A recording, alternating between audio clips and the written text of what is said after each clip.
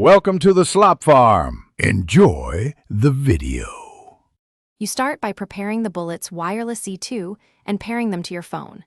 Power them on and keep them close. Bluetooth pairing is required because noise cancellation settings live in the headset profile. Once paired, make sure your phone shows them as connected. If a prompt appears, accept permissions for calls and media.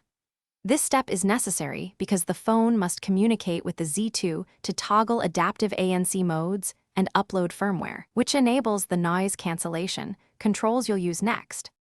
Once connected, open OnePlus Connect or the Bluetooth device details page on Android.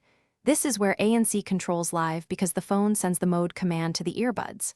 Find noise cancellation or ANC and toggle it on, then select ANC type, adaptive or standard, because adaptive adjusts to ambient noise automatically.